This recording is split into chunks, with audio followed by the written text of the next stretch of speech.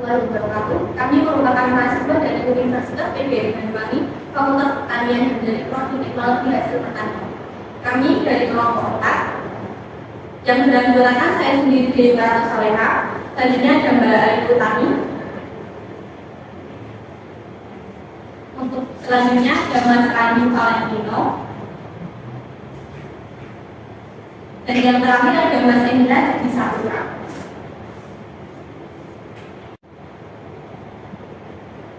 Baik, untuk pemaparan materi yang pertama akan dijelaskan oleh Mas Indra di Saputra. Untuk Mas Indra saya persilakan.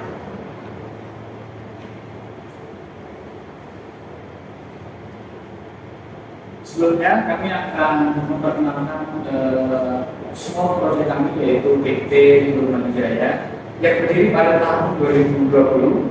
PT Gulman Jaya adalah salah satu perusahaan yang bergerak di bidang pengelolaan ikan. Visi kami tumbuh bersama sebagai perusahaan pengolahan ikan yang tingkat. Salah satu misi kami yaitu menyediakan produk unggulan yang berbasis ikan untuk memenuhi kebutuhan dan kepuasan pelanggan dengan meningkatkan mutu produk dan layanan. Pengembangan sumber daya manusia perbaikan terus-menerus.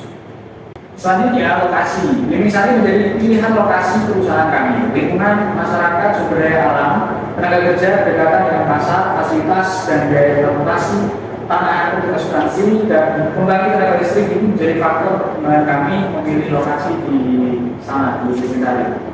Yang pertama ada infrastruktur. Selain infrastruktur sosial, juga termasuk infrastruktur seperti jalan dan sebagainya sangat memadai di Singkari. Selanjutnya kedekatan pasar, karena posisi Singkari itu ada di tengah-tengah ya dari kota Banyuwangi. Jadi kita bisa menjangkau pasar mulai dari yang paling utara dari kota Banyuwangi, terus kemudian di daerah paling selatan antara lain adalah Kalibaru.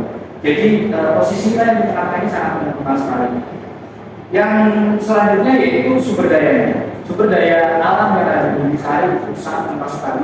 Mulai dari potensi penangkapan ikan yang sangat banyak potensi nelayan sekitar. Selain itu banyak varian ikan yang lain yang ada di sana. Untuk materi selanjutnya bisa disampaikan. Saya sampaikan terima kasih kepada Mas Indra. Untuk materi selanjutnya akan disampaikan oleh Saudara Rani Valentino. Pada Mas Rani, saya persilakan. Di sini saya akan menjelaskan alur level di PT Gulman Jaya. Di sini hasil dari bahan yang kita ambil dari nelayan, kita melalui halaman parkir pabrik kami. Habis itu ada si penerimaan dan ada gudang bahan. Di sini gudang bahan yang dimaksud yaitu ada semacam cold storage, yaitu penimbunan dengan suhu pembekuan. Yang selanjutnya melalui tahapan ruang peralatan dan menuju ke tempat produksi. Habis itu kita ke produk jadi dan selanjutnya ke laboratorium. Di sini untuk mengecek bagaimana kualitas produksi kita baik atau tidaknya. Habis itu kita lari ke pengiriman. Pengiriman di sini yang dimaksud yaitu lari ke distributor, atau enggak kita lari ke pasar yang kita tuju. Yang selanjutnya di sini ada material dan struktur bangunan. Material eksterior yaitu pelapis dinding, eksterior yaitu cat, kayu, dan batu alam.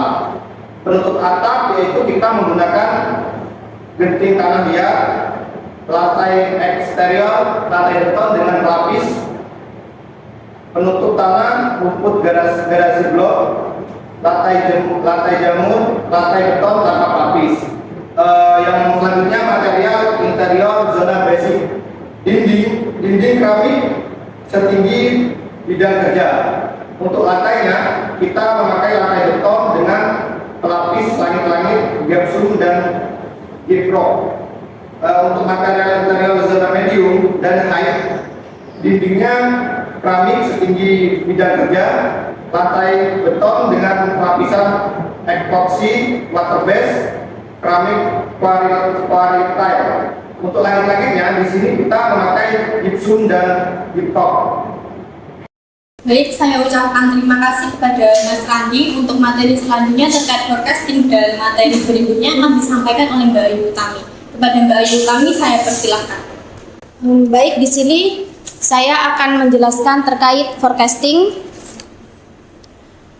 Forecasting ini kita ada supply chain management. Apa itu supply chain management? Supply chain management adalah di mana perusahaan kita memikirkan untuk mempertahankan ketersediaan 3-5 tahun ke depan. Gimana caranya? Kita di sini melakukan kontrak dengan nelayan. Dan yang kedua yaitu R&D. Apa itu R&D? Di sini R&D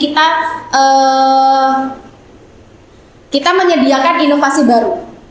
Di sini kan sarden yang lalu kan kita sudah mendapatkan rasa seperti rasa pedas manis. Kita di sini menggunakan inovasi yang baru seperti sarden white curry. Kita akan mencoba menggunakan inovasi rasa tersebut. Dan yang terakhir adalah teknologi. Untuk teknologi sendiri, perusahaan kita menggunakan teknologi produksi sama pemasaran. Di produksi, perusahaan kita menggunakan teknologi forklift untuk melakukan produksi hasil akhir. Dan untuk pemasaran, perusahaan kita menggunakan teknologi sosmed itu untuk marketing. Selanjutnya, di sini ada pengolahan limbah dan dokumen pendukung. Limbah cair industri pengolahan ikan harus diolah sebelum dibuang ke bagian air, karena limbah cair pada produksi ikan memiliki karakteristik zat organik terlarut seperti BOD, pH, lemak, gula, dan protein. Limbah cair berasal dari hasil pencucian peralatan mesin produksi yang mengandung sisa-sisa bahan olahan.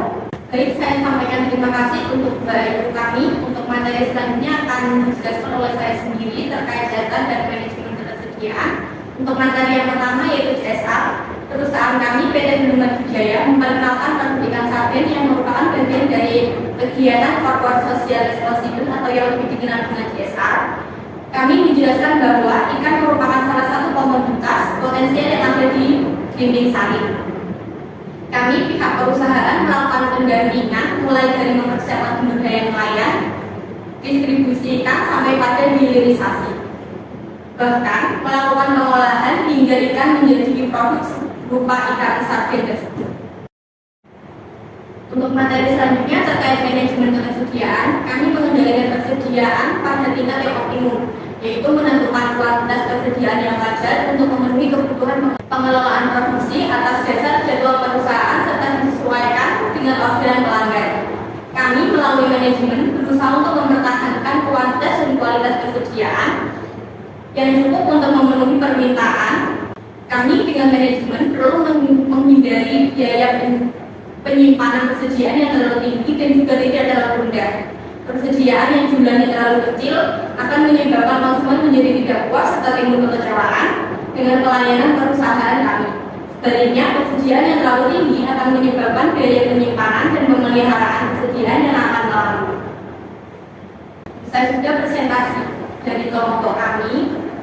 Semoga materi yang kami sampaikan dapat menjadi bekal kalian di waktu yang akan datang.